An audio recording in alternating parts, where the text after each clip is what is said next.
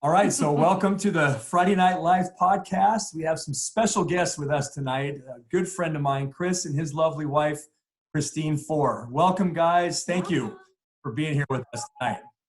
Hey, thanks for having us. We're excited to be doing this with you guys. Absolutely. Chris, our relationship goes way, way back, 2003, I believe, 2004. You were a head coach at Linfield Christian High School and brought your guys up to one of our tournaments, and I was at Ontario Christian and kind of started our relationship there. And then that led to you actually coming back. Was it the very next year? You came back and did our keynote speaker. Yeah, I can't remember if it was the next year or 2 years, but 2 years later, but something like that. And Chris, you're too humble. You're a humble guy. When I took over as a head coach, I said, here I am at a school kind of like yours, private Christian school here in Southern California. And I said, dang it, Ontario Christian has a thing going. They're one of the best private Christian schools here in Southern California. I want to be like them. And I want to go play these guys. Thank you, brother. And see how these guys are doing things. And I really did, and I wanted to go play the best that I could find in our world. And it was you guys, what you and your dad had built there. And that's why I came after to come try to beat you. And we didn't do it 0-2, but we put our darnest out to try to do that. But yeah, you guys run a great program down there. And anybody in Southern California knows that, what you did there for sure. I appreciate that. Your check is in the mail. Let me get that thing signed. And yeah. No, that was great. But anyway, thanks for being here, guys. Chris Fore, for those of you that don't know, this man is involved. Let me just say that. If you are a coach and you are looking for ways to improve your program, I mean, Chris, you're very. That was very nice of you to say to me. But I will tell you, all the coaches out there that are listening, if you need a boost, a lift from your program, everything from culture, and I'll say special teams, I know that's kind of your wheelhouse. But Chris Fore is the guy. Chris Fore is an athlete. He's been an athletic director, a teacher. He's been a coach for 16 years, 8 of those as a head football coach. 1 year at the JUCO level, right? It was just the 1 year. Yep. And then he's a published author. Has written several books. He is a certified athletic administrator through the National Interscholastic Athletic Administration Association. That's a tongue twister. It is. He is currently the president of the California Coaches Association. And a partridge in a pear tree, Chris. Right? I mean, hat. That is, and there's a lot of other things that you have been involved with, and been on sport talk radios. You're a clinician. You've spoken at clinics. You've done it all, and so wealth of knowledge, Chris. And that's why we're so blessed to have you on our podcast. So again, just want to thank you for being on, and, along with your lovely bride, Christine. Thank you, guys. You made all that stuff possible. That's a lot. Wow. It is. Jeez. So how did you two meet?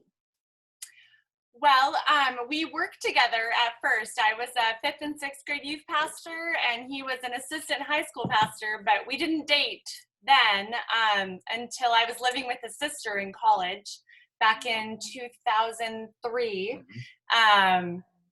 And I had broken up with the boyfriend, and he was interested. And so we went on a date, and it was like 6 months after that, we got engaged and we were married. Not even a year later. So, it was one of those like total God things.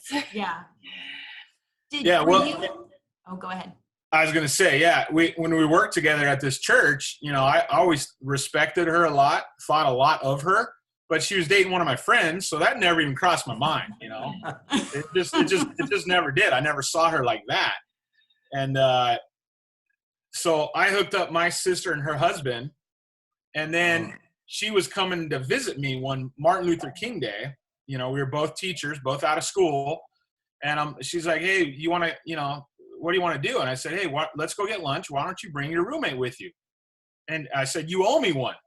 And she goes, really? Are you interested in Christine? Yeah. And here we are 17 years later. That's awesome. Oh, that's great.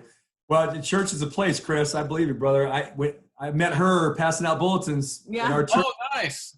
I was an usher at the church and Perfect. coming through and knew her family. And man, God has a way of moving mountains. You know, if you meet your gal in the church, you can't go wrong. That's for sure. So what was the pickup line when you handed her that bulletin? What'd you say? My number's on the back. No. I was just gonna say that. The whole meaning to No. ushering Yeah. the church.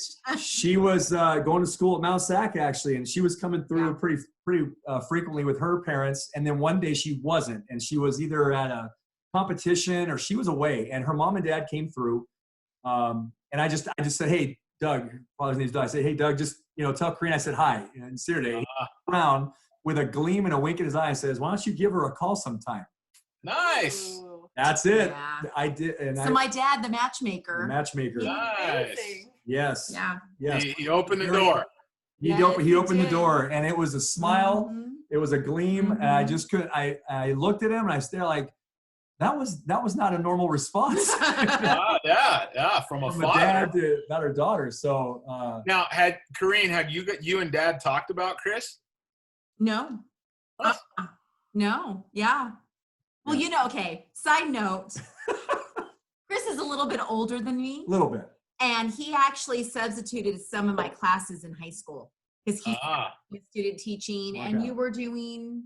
Well, you weren't student teaching. No, I right? was subbing. He was I just was subbing. I was subbing in the Chino Valley Unified. She was a senior in high school. Yeah.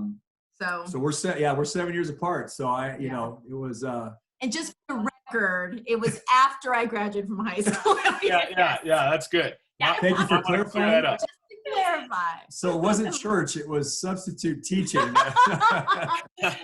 That's okay. Chris was a chaperone on a school trip when I was in high school as Yeah. well. So, Yeah. but There we Isn't go. that something? What yeah, is I just these knew I Chris's? was. Yeah. We didn't date for a long time after. Don't worry. Yeah.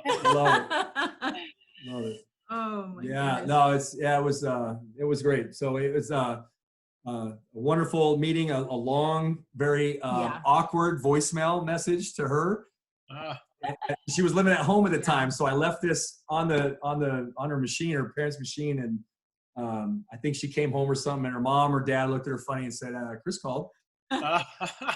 So, And it was a long message. that was long, awkward, Chris. I should have known then that he was Oh, going to yeah. be a coach. That's funny. And their speeches. Right? Yes. When I do banquets, we're comfortable in front of a crowd. We do all that Yeah. stuff, but I could not speak and say anything on that phone message. That was so awkward. It was so uncomfortable. I thought, well, they listened to that and figured this guy's illiterate. He can't date my daughter anymore. I'm out. Oh, that's funny. That's awesome. Yeah. That's funny. That's good. So, okay. So you got married in 2004, Christine. And Right. what's next for the Fore family? Then, that's what I finally learned about sports. Because when you list all those things about Chris, that's amazing to me. But I ice skated and I did gymnastics, very individualized sports. I really knew nothing about what it was to be a football coach's wife. He kind of sat me down when we were dating and explained, like, it's going to be busy and it's going to be hard. And, this is what the hours are like. But until you live it, you don't know what that is. So it was a little bit hard because I was a youth pastor and we both lived an hour from our jobs when we first got married. Oh. Because that's where we could afford a house. So that part was a little bit difficult, and we made some adjustments and everything. And we were at first on the 5-year plan to have kids, and then we decided, let's have kids really soon. So by our by our second anniversary, we were pregnant, and we had our oldest Nate, who's 13 now, and then got pregnant again really fast afterwards too. So, and we had a daughter who's 11, almost 12, and then another son, Josiah, who is 8 as well. So, really quickly, life changed again from like, okay, now I'm a football coach's wife, but I still work. I have my own identity, to now I'm a mom and my husband's never home. Yes. when we got pretty serious dating wise, I told her not to marry me, and I did. I was like, look, here's what my weekends look like as a football. I became a head football coach just a few months after we started dating. And so, that's kind of, a timeline kind of important. And I told her, hey, here's what my life looks like on the weekends, and we're going to be going back in it. Chris, you know how it is there was no huddle back in those days. Right. You went out and scouted. So we went, Yes. we'd go out scouting Friday or Saturday nights were our dates, and Yes. watching film all day Saturday and all afternoon Sunday after church. And so I warned her, and, there's been a few times over those 17 years. I had to remind her. I told you. We need reminding every once in a while, right? This is not normal life. Everybody doesn't live this way, Right. So yes, you do need the reminders every now and again. Yes. You're right. Up on Saturdays, going to work on Saturdays, or playing games on Saturdays, and then if you play on Saturday, you're scouting on Sunday, or you play on Friday night, you're working all day Saturday the next one. Yeah, it's It's the physical, but then I think a lot of people discount the emotional and the mental too. I mean, it's not just that Chris is gone when he's head coaching and he's, in tune with the season, right? But I mean, he's physically, but then it's mentally. He comes home and he's drained because he's just exerted all he has into these 60, 70 boys out on the field. And he comes home and there's sometimes just isn't a lot left in the tank for the family. And Exactly. this is where we as wives, right, Christine, and you could probably talk a little bit more, is how do you do that as a wife to just kind of encourage your husband during the season, but yet, kind of supplement for your family at home? Yeah, and those times in the beginning, honestly, were very, very hard for me, especially when we did have little kids. And when we had our youngest, we had just moved to Oceanside, so further away from family. And so we didn't really have a support system or anything. And so we had to kind of figure that out. Like, okay, you had a really bad game on Friday night, and now what? Like, we want to jump in and we want to have family time on the weekend because we actually get to see you for a little while. So we had to work out a timeline. Like, okay, you can be sad until noon, or you can be a little bit pouty this day, but this day we need you to be back to normal and you have to shut it off. So I think there was a lot of growing there for us because that's not easy. He liked to just be able to be down and be a big storm cloud until he felt better, until the next week started. So that was definitely. That was a challenge. I remember that when 06, when our son was born, obviously he's a baby. He was born halfway through the season, but then when our kids got a little older, 2-3 years old, I remember one talk, on a Saturday morning after a loss where like she came in, shut the door, and kind of yelled at me. I don't know, she didn't really yell, but it was a very, it was a fight. It was hey, these two, I remember very clearly, she said, these two kids don't care that you lost last night at all. They don't even know what you did last night. You need to be a dad now, And it was, I can't say I learned it from then on. I wasn't perfect, but that was a real slap in the face. And then she left, like kind of stormed out. And I was like, crap, I suck right now. Yeah. That was a good wake up call that she gave me, and it needed time. And like I said, I wasn't perfect from then on, but I always remembered that.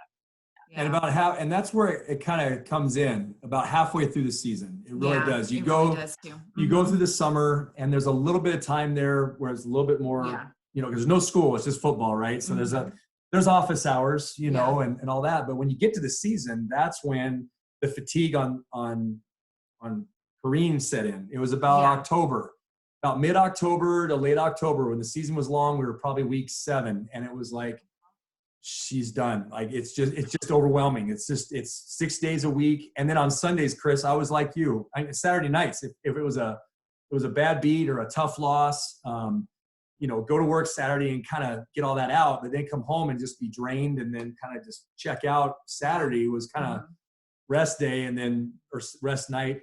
And then Sunday was church, a little bit of family time. It was back to work. That was kind of like my little schedule. But yeah, and by that time it was, everything about the house was just piling up and becoming overwhelming. I was checked out either from the fatigue of the season or just not being there for her. And so there were many times about week 6, week 7, we'd have that conversation. The conversation, it was her coming to me saying, Chris, I need you, and those were poignant moments. Strongly worded reminder. We'll just call it that. Strongly worded. Yeah. It was gut check time. For those reasons. So, yeah. So what were some of the, starting when the kids were kind of a little bit older, I know when they were babies, it was probably tough. But as they got older, what were some of the things that, Christine, that you would do either in season just to, connect with Chris, connecting with their dad, either going to games or doing stuff off the field? What were some of the things that you guys did together as a family? Well, yeah, we definitely would go to games as much as possible. When there's been some times where his school's been further away, so we haven't been able to. But since lately, when you have coached, they love going to the games. They love going early and seeing him. Those are their most favorite parts. And then staying afterwards and running around on the field and just feeling part of it. That part has been very helpful. And then being honest with them that Daddy lost, so Daddy is sad, and that's okay. And letting them, give him a little space, but also knowing, like, we kind of just try to have plans. Like, okay, we're going to go out to dinner tonight, or, after church tomorrow, we're going to do something as a family. So then they know, like, okay, if he has to do film or if he has to be busy, then we're going to do something with him. For us, it really helps if he leaves the house. Like, if he's not here, out of sight, out of mind, they know, like, oh, he's working. He likes to work at Starbucks, or he likes to work at Betty's or something. So that's a great idea. Yeah, so that's been really helpful. I think with a lot of times in life where we've had things where we're just always stuck at home, it's nice for him to even get out and just have that be his space. Because when you're working at home in your home office, or for us, his home office is our bedroom. So he has to have a different space sometimes to work. Yeah. Now how is that similar or different, Chris? And Christine too, being an administrator, and how does it change? Are your hours longer because you're involved now with supervisional duties? I mean, it's not just football season, it's all year round, all sports. So kind of come at it from an administrator's point of view too. Yeah, no, I mean, there's a lot of people, Chris, I've said this too over the last 2 years going into, being a full-time assistant principal. The hours now and the stress now, far less than being a head football coach. And some guys kind of laugh when I say that, but then I'm like, I'm dead serious. I mean, that's the thing. I love the game planning. Outside of working with kids, my second favorite part of coaching was the game planning, the weekend stuff. I love that aspect of coaching. That's what I probably – do you need to get that? Sorry, her phone's just going off. I don't know if I it's just an need to emergency. answer it. I'm sorry. No worries. That's okay. No worries. Yeah. Life happens, brother. We just keep rolling. Yeah, somebody keeps calling, so that's kind of rare. Do you want to stop, or do you want to – because we'll edit it out. No problem. We'll wait for her to get back, and we'll keep the conversation. Or I could keep talking about this aspect. Yeah, no, that's fine. Yeah. No, yeah. Being an administrator, when I come home Friday night, I'm home now all day Saturday, all day Sunday. So compared to coaching football, I mean, during the season of football, I work far less now as an assistant principal than I did as a head football coach. I mean, it's really I might answer a few emails on the weekend, but as an administrator, outside of that, I come home Friday night after a football game. I mean, I'm not really thinking about work again until Monday morning, honestly. Wow. That's so much different than being a head football coach, Now outside of the season, it's you probably, you definitely work more hours as an administrator, but no, during the season, far less easier to be an assistant principal. I'd say far less easier to be a principal than a head football coach, honestly. I mean, that's the honest to God answer. That's crazy, isn't it? Very true. Yeah, it is. Wow. Interesting. It's good. Yeah, but like you said, the time is longer. So, like right now, we're officially in summer, but you got some duties left, and administrators always kind of go into summer and then coming back early, right? You come back a little bit early to prep for the year. So, I mean, the calendar days, there's probably more to it. Would that be honest? Would that be? Yeah, I think more to it throughout the year. Yeah. But it stays at work more than football. Football, obviously, I mean, that it really does take over your life, and your work stays at work a lot of times. I mean. No, you're not. You're when you're a head football coach or even an assistant, I think. But I mean, obviously more so as a head coach. I mean, I just felt like you're on duty 24/7.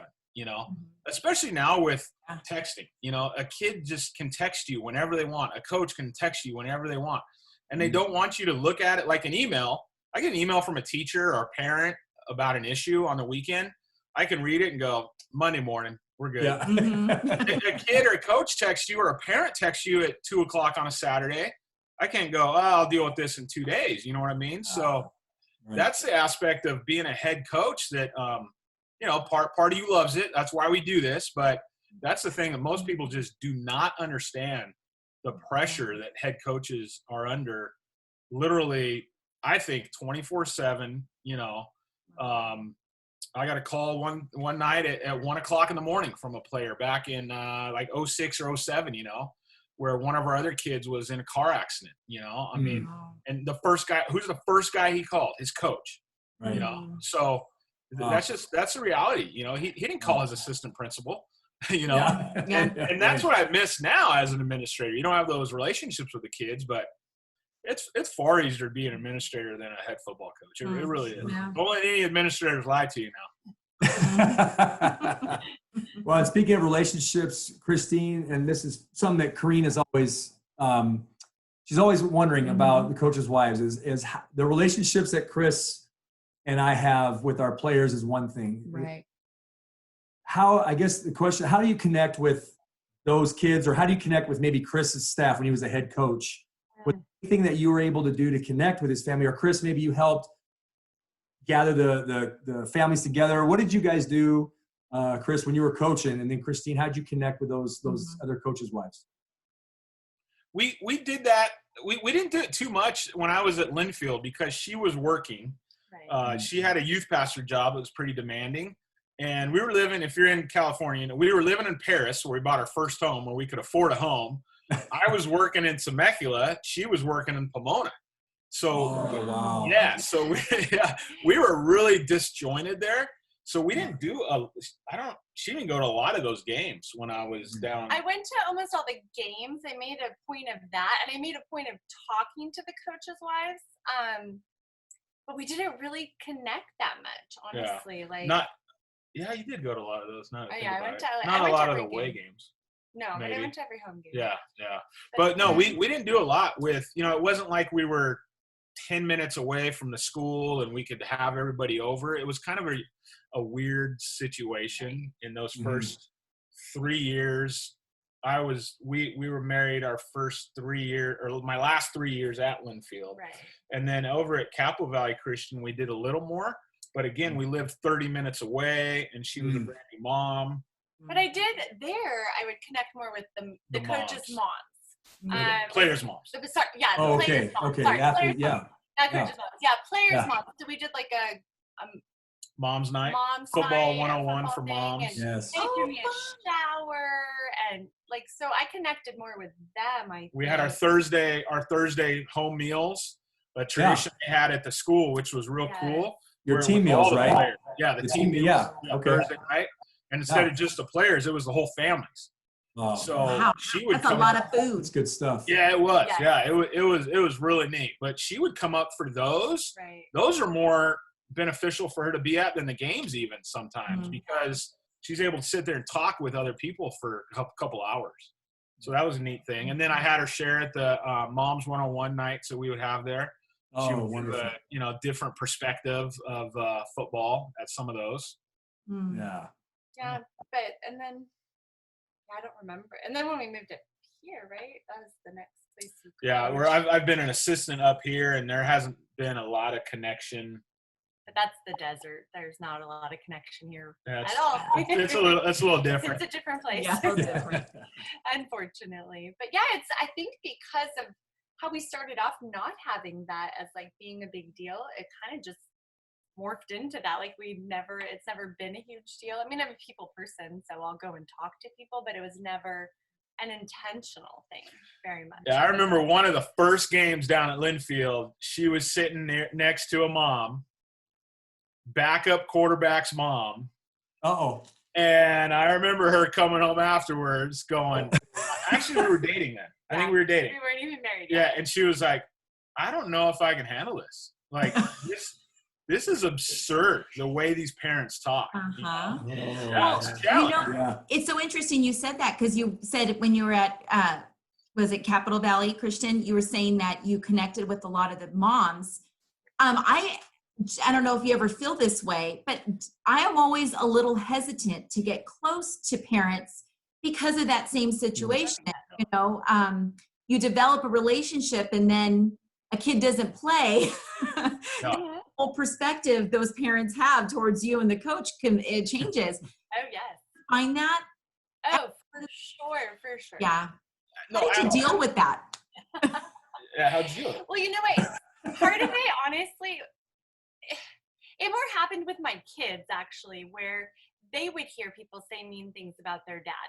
And so we had to change where we would sit at football games, and we would stop talking to people as much. And we would go sit with the press box to our backs, just so I wouldn't have to worry about who was behind me and who was saying things.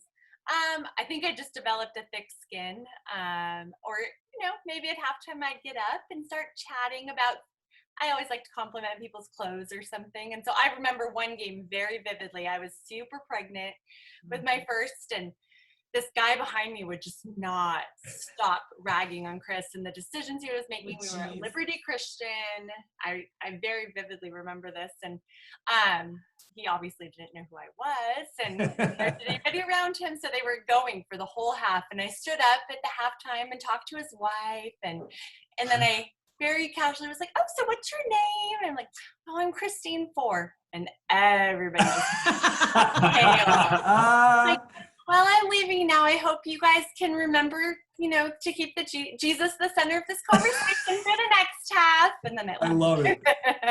And It's good. the shoe drops. Yes. That's right. I can just picture all their mouths just kind of dropping and going, Yeah. Oh, yeah. Yes. Well, Okay. and you know how it is too, Chris. At Capistrano Valley Christian, those guys were like 0-20, and then we went there and started 2-0 on the year. And it was like, you know, we were everybody's champ. So they loved us. Yes. You know, in that first year, we ended up going 5-5, which was a huge turnaround. Big turnaround. And, Yes. Yeah, Yes. and they loved me. They loved her. And then 2 years later, you know, I've always loved to schedule up. 2 years later, we create a schedule that year that's pretty darn tough. 8 CIF playoff teams. And then I didn't know we were in this recession. We lost 30, 40 kids at the school. And then we go 0-10 in 2008, and it's a whole different ballgame in the stands, right? Isn't Oh, that yeah. something? Yeah, So- it was very, very different. But yeah, I think just develop a thick skin and know that just as much as you care about your husband, they care about their player. You know, Right. and I've really tried to remember well that. said, Like yeah. I just, Yeah. I know my husband's a good coach and Yes. he does the best he can. So I just try to not let Yeah. it bother me. And that's a great point that you say that, because that's one of the things, I think someone had asked me that too at one point. And I said, you know, my husband is a coach, so he gets a season every year.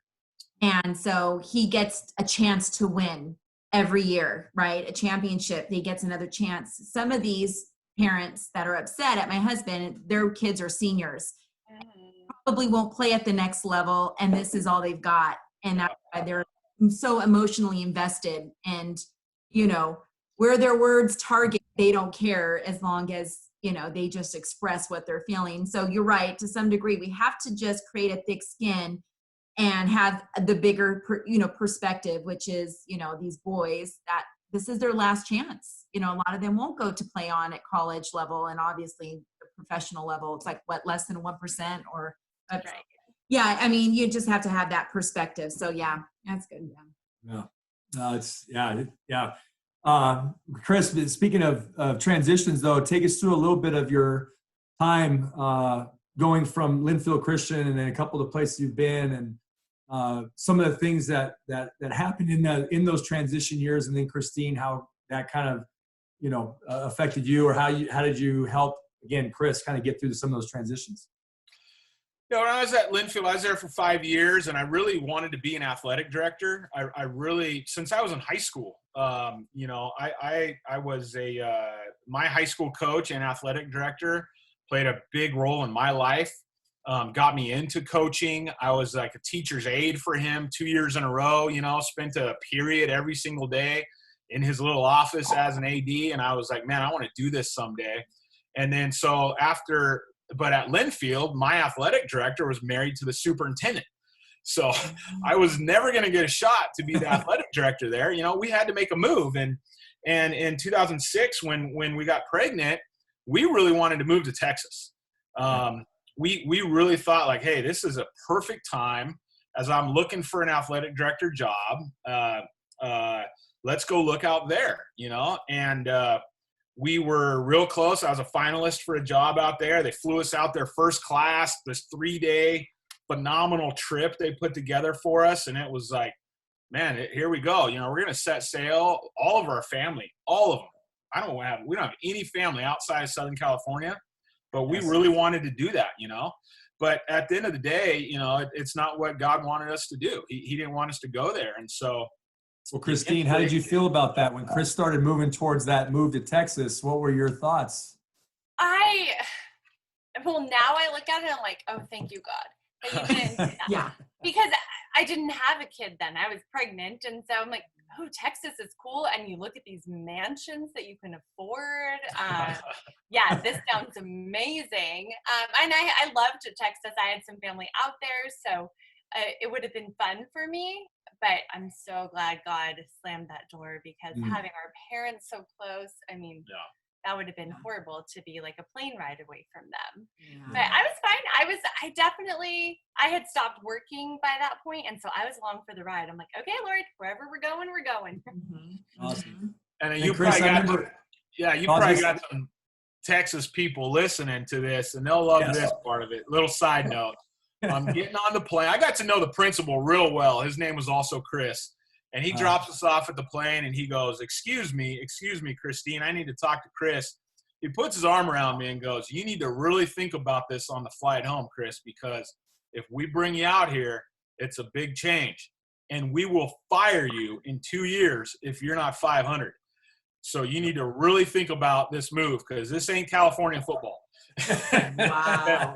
Man, that pumped me up, But, I didn't tell her that conversation. No, he hung up and with like this glazed look on his face. I'm like, what just happened? So Texas, Lord closed the door on that. I wanted to be an AD, and then what was next? Yeah, so I ended up going up to Capistrano Valley Christian, who had a spot there, as a head football coach. And actually, at the time I got hired there, it was as the chaplain head football coach. They had an AD, but we knew he wasn't going to be there long. And so basically they said, hey, next time AD thing comes open, you're here. And I talked to the AD, and I knew he wasn't going to be there very long. And so I said, hey, this is a great opportunity for us to go. It was a good bump in pay for us. So we made that move, and we were there for 5 years, bought a house down in Oceanside where I was born and raised, a little part of my first 5 years of my life. And then, private sector, you have no job security. And in my 5th year there, a brand new superintendent came in. I talked a little bit, the 2008, the big financial crunch we went through as a nation. Capistrano Valley Christian, when I started there, was like 240, 260 kids. In my 5th year there, we were 130 American kids, and then they brought in 40 international kids to supplement the income. So we lost about 110, American kids. And the reason I say that is a lot of international kids just don't play football at all. football. Right. Mhm. Right. So it was a rough road there the last couple of years. And then the brand new superintendent came in, made a lot of changes. I was one of those. We actually dropped to 8-man football because of our numbers, had a ton of success in 8-man football, won a league championship, and got fired that year. So not That really. doesn't sound right. Yeah, no, I know. Oh, and 3 league championships, not you. But Yeah, like no, he the was, school, school as, won as an 3. athletic director, we won 5. Oh, 5 Yes. that year. Gotta Sorry. correct you. 5. Sorry, Yes. 5. Yes. I don't know that school's even won 5 league championships in one Since year then. since then, you know. So we Wow. had, as an AD, we had that thing going really dialed in as well. But he, you know, that superintendent came in and wanted to make a change, wanted football to get back to 11-man. And, you know, looking back, I don't necessarily blame him for maybe wanting to make a football move. The AD move, I really fought big time. But, you know, I understood why he wanted to make a football move. Brought in a really great guy. We became good friends from the Division I college football level. And, you know, that's kind of what happened. So brought me in one day and said, hey, we're going another direction, you know. And so 35 years old, first time in my life, 2 kids. She's stay-at-home mom. Another Yeah. one on the way. That was Yeah. pregnant. 2 Oh, kids. wow. 2 kids, Yeah. bun in the oven, no credential. And I called Wow. her crying. You know, I called her in tears. I don't have a Oh. job as of July 1st, you know. And so that was a very difficult time. We ended up losing our house. That was 2009? That was 2011. 11. Yeah, Okay. March of 11 is when Okay. he said, hey, we're going to hire another football coach. You're here until July 1st. But, you know, go look for a job. And when, again, I didn't have a teaching credential. I had spent 10 years in the private Christian sector. And so then you're pigeonholed into, you can only find jobs at these Christian schools now, or, you know, private sector schools. And then when you walk into an interview and go, yeah, just got released over here. Well, why'd they let you go? Well, because our football program has not been very good the last few years, and he wanted to make a change. It's tough to find a job. I mean, I had 7 or 8, 10 offers from guys to come be an assistant, you know, overnight. Those came, you know, from friends, but that doesn't pay the bills, right? So, Right. so it was a tough go. It took me, I think, 6 or 7 months 11. until I started. Until you But, started. yeah, Yeah. we found an athletic. I went and drove a taxi for 3 months. That was a lot of fun. Oh, wow. That was a lot of fun. That was before Uber and Lyft and all that. That was right? I mean, before was Uber. Right. Yep, a true yep. taxi. A real taxi. But ended up finding an athletic director job up here in the high desert, and we moved up here in 2012. I started that in I think May of 2012. Got a job up here in the high desert. So in between, like I said, we lost our house, moved into her grandma's house, who she wasn't living there anymore. Little 900 square foot, Oh, little postage Close stamp. quarters. with a Yeah. family of 5. Yeah, it was a Wow. real challenge, you know, being 35 years old, going in and applying for food stamps. And I mean, very, very, very humble time for us. Yeah. Mm. Yep. Mm. Chris, I just want to ask you, because Christine, we kind of know a little bit of what that's like, you know, losing your football job, and as wives, how much that hurts our hearts. But Chris, how did Christine encourage you during that time? Just as you were kind of, you know, being stretched, and obviously this was a trial that you both were going through, but how did she, as a wife, come alongside you and encourage you through one of the most difficult times? Oh yeah. Never wavered, I would say, you know, Mhm. just never, like, I had just so much doubt, you know, in myself, and like, dude, we've just built this athletic program. The year before I got there, they had 0 league championships. Then we won 1, then we won 3, then we won 5. Football, yeah, we dropped to 8-man, but we just went 8-2, won a league championship there. Man, I've done everything I thought I knew how to do in leading this whole athletic department. and now I'm out of a job. And you just feel like an absolute loser, you know? I'm not providing for my family. I feel like I've just let her down. I've let my kids down.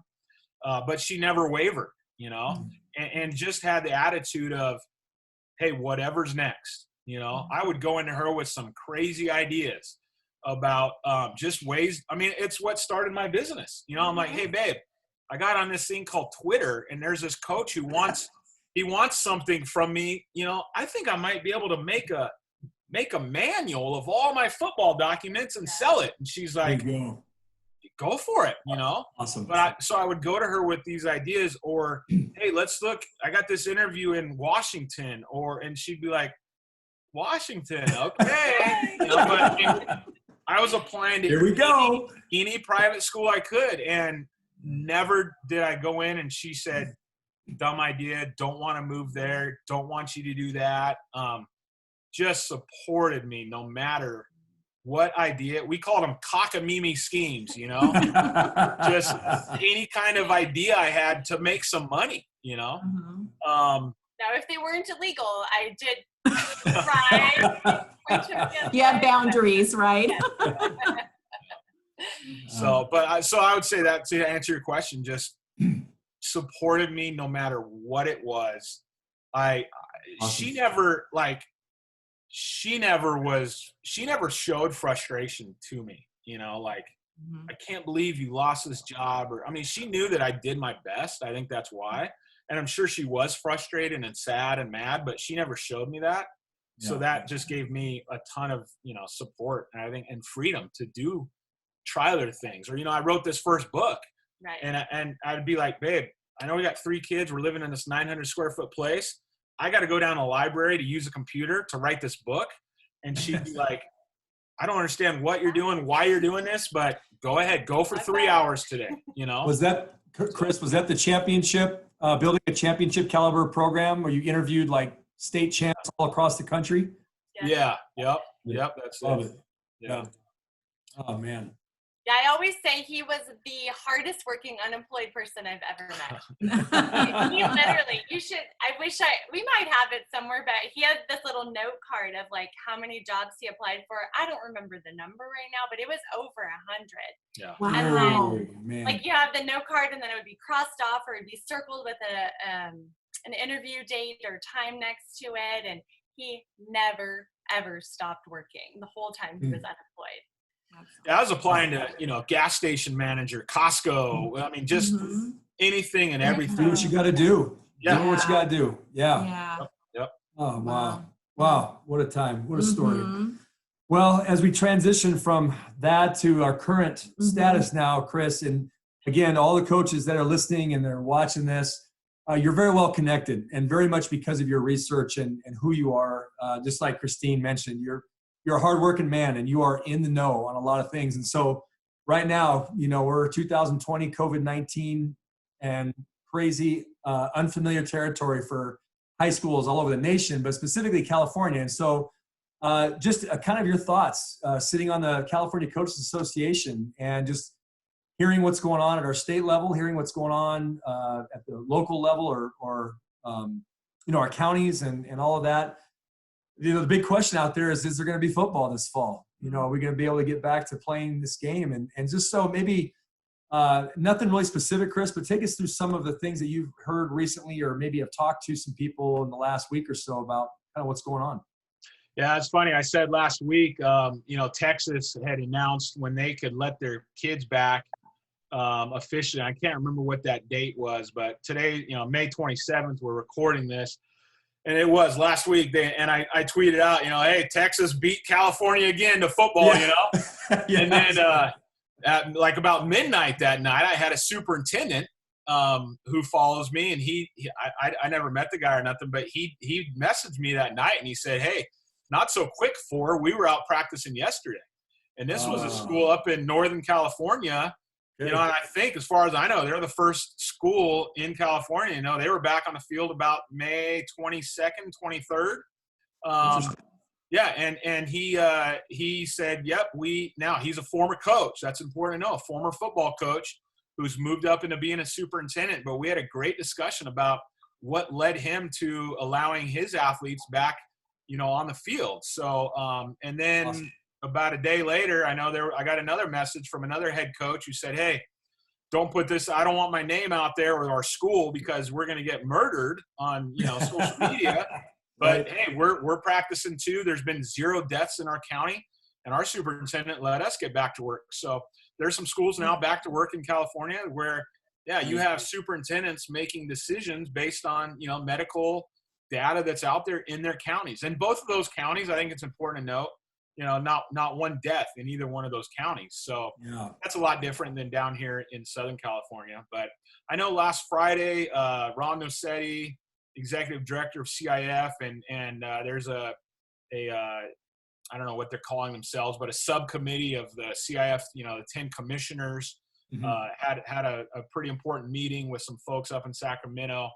I haven't followed up with him this week on what came of that, but I know I probably got to call him tomorrow. I know that was a very important meeting to help guide the return back to athletics. But everything, that I'm hearing, both as an administrator and then from other school leaders, it's really going to go, state superintendent to the county superintendents to the individual district superintendents is how those decisions will be made. And I think I've always been a big supporter of what the CIF offices do. I think a lot of people don't understand how the CIF office, local and state, work.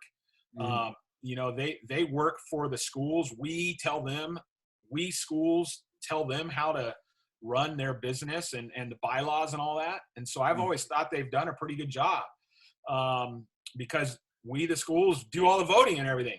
We make the laws and the rules. So, but I think they've got a very difficult, decision on their hands right now with how to do things. And I really respect the way that they've handled themselves so far.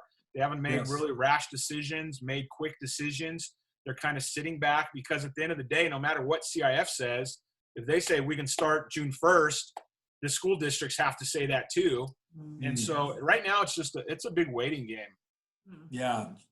And then it comes down to, and it's great that that the superintendents at least help make that decision. Yeah. Have you heard anything statewide? Obviously living in California, large state, I know we're struggling a little bit financially. Has there been any talk about cuts? Have you heard anything about cuts or programs being cut, football or otherwise? Yeah, I had 5 messages today, Coach, just on Twitter, 3 athletic directors and then 2 head football coaches asking, how do you cut guys? One athletic director who's also a part of our California Coaches Association leadership team. He said he came and said, I don't want to get too specific, but he said, hey, my superintendent has asked me to cut this many coaching jobs, a certain percentage of coaching jobs. Where do I start? So 5 messages today. Now I don't want to, it's not like I get that many every day. I haven't had one message before today about cutting, but 5 came in today about how do we do this? And there's no playbook for it. There's no playbook on what the state's going through right now. I know in my district they're talking about having to cut stipends and it's it's a lot of people are saying, oh, this is like back in 2008 when we had the big crunch, but I think it's worse than that. So at least now, Coach, I think things are going to bounce back really, really fast. I agree. I just do. I don't think it's I personally, I don't feel like it's the doom and gloom that everybody else is talking about. Maybe part of that's just the optimism, but I think things will bounce back quick, but the money's not going to bounce back quick, Sure. But yeah. I know the government, now they're staying positive. They're talking about the V, getting the economy back real quick. And we're going to stay positive and hope that the powers that be and all the people in charge and getting the businesses and getting the country as it starts to open up slowly and unwind slowly, that will also be an effect at our school levels, right? We're hoping that because of the delegation of power down to the superintendent level, to the school level, the district level, would hopefully take that in consideration. And and not just say, sports, athletics, we can save.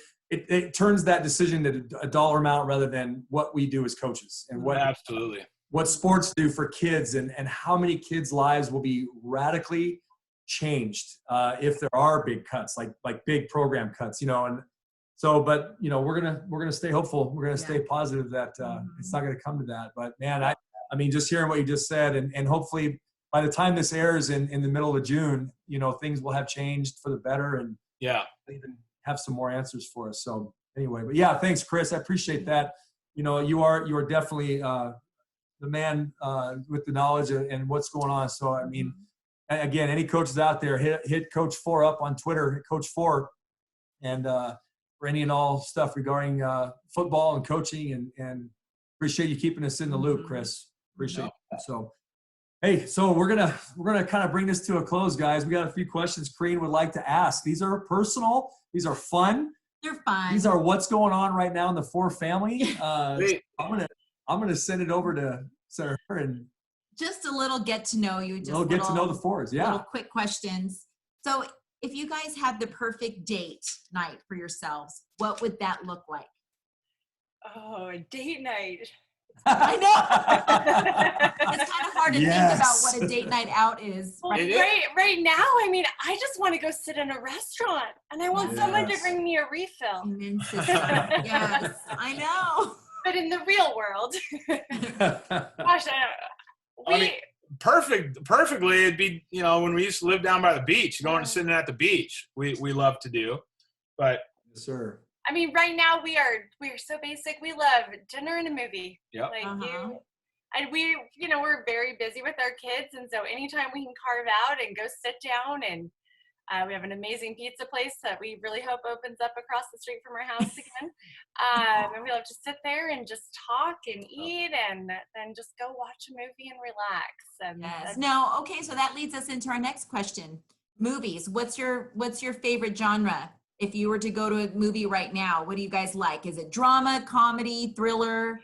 We used to always love romantic comedies together, but Chris is all about now. His whole Netflix thing is anything like the crime stuff. Yes. I'm very far from that. I know, I'm like a Hallmark bubble. I like Hallmark. If it ends in a happy little, tied in a ribbon at the end, I'm super excited. That's right. That's right. Yeah. Real men sit down and watch Hallmark with their wives. There you go. Okay, so if we were to hop in your car right now, what station would you have on the radio? Oh goodness, Or do we even listen to the radio anymore? Now it's Spotify or Pandora, but whatever you Exactly. Well, that's funny. I just drove with the kids in the car today, about an hour each way. And one kid had his headphones on and he was doing his own thing. And my daughter was listening to Christian music on her headphones. And then my son was talking to me, but also had his headphones in too. Well, how come I don't get to listen to anything? So you had no radio station. I had nothing. But when there's no kids, I actually listen to books on the library app on my phone. Oh, fantastic. What book are you listening to right now? Right now I'm listening to The Kitchen House. Oh, Kitchen House. Highly recommend. It's kind of like The Help about slavery and kind of getting out of that. So I think I don't know, I like to listen to those kind of books. Yeah. Just get the time in when we can, right? Exactly. A lot of time though, it's going to be country. Yeah, we like country or Christian music. One of those two. Yes, sir. Or comedy. My kids love comedy stuff too, so we listen to a lot of Brian Regan. Yeah, good stuff. Okay, just last question. Vacation spot. You had to go right now on a little vacay. What would be your guys' go-to? San Diego. Well, we would go to San Diego, but we were supposed to go to the Florida Keys a month ago. Yeah. Okay. So that's where I would go if someone said, here, go somewhere right now. But yeah, no, we love San Diego. Yeah. Yeah, San Diego's nice. Yeah, but the dream someday is Florida Keys. We want to. We've kind of been saving and aiming and planning for that over our spring break because I'm in a different district than my kids. So during my spring break, my kids are in school. So grandparents are going to come watch them. And at the end of March, we were supposed to go, but this stinking COVID-19 jacked that up. Yeah, Bruce. Yes. Yes, I'm sure a lot of people are feeling you, because I know a lot of people I had to reschedule, and Yep. thanks, guys. Yeah, awesome. Get to know the Fores right there a little Yeah. bit. But guys, thank you for coming on. Thank you for being part of our Friday Night Live podcast. Coaches, go hit up Coach Fore, coaching consultant extraordinaire at 8laces.org. Anything that you guys need to boost your program, to get a little bit more insight into some coaching, 8laces.org. Find Coach Fore on Twitter, YouTube. Where else, Chris? Where else can we find you? Yeah, that's good. 8laces.org and then coachfore.org. A lot of probably 400 articles there. I've written about a wide variety of coaching, job search, etc. Yep. Awesome. And your books. We mentioned real quick the national book. What are the other books that they'll find there on your website? So, yeah, I wrote the book on shield punt. I've written a book on that. I wrote a book called An Insider's Guide to Scoring Your Next Coaching Job. That's 14 chapters on everything: resume, cover letter, interview, written by an athletic director for coaches. And then a couple different manuals on, on organization for coaches, athletic directors, and then kick and punt, 28 kick and punt returns. Got that as another manual on there. So ready-made. You don't have to draw anything up. It's all done for you. So that's another resource there at 8laces.org. Awesome. And I can speak to this, Chris. You boosted my resume when I was looking to get my first head coaching gig beyond Ontario Christian, and I reached out to you, and you spiced up my resume, and I know without a shadow of a doubt that's what did it. That was the one. So coaches, that resume, that interview, all those things, and even athletic directors looking to get an edge up on how to interview, go find Chris and help you. So guys, thank you again so much. This was an absolute blessing. We appreciate you guys coming on and being a part of this podcast. Thanks for the opportunity. We really appreciate it. This was fun. It's our first couples podcast. It was fun to do. Awesome. Awesome. Yeah, and good luck with it. I think it's unique. I'm excited to see what happens with it, and how you guys support coaches and their wives through this journey. So I'm excited to listen. Thank you, brother. Appreciate you. that. Yeah, we're launching June 18, and we're going to be, we're going to be posting probably every week after that, and we'll see. Yeah. Kind of see We're how excited. it goes with the podcast. Yeah. But I'll be reaching out to you, Chris. You have your podcast too, and I know that's been going on for a while. So any tips that you could give me, I sure would appreciate that as well. All right. Sounds good, guys. Thanks for having us. Okay. Have a good night, guys. Really quick, can we take a quick picture? Because I'm going to probably post it. Yeah, absolutely. Okay. Okay. 1, 2, 3. Thank you. Awesome. Awesome. Yay. All right, guys. Thanks again. We'll be in touch, and God bless you guys, and we'll see you real soon. All right. Sounds good. You guys have a good rest of the night. Okay. Thank you. Bye-bye. Bye.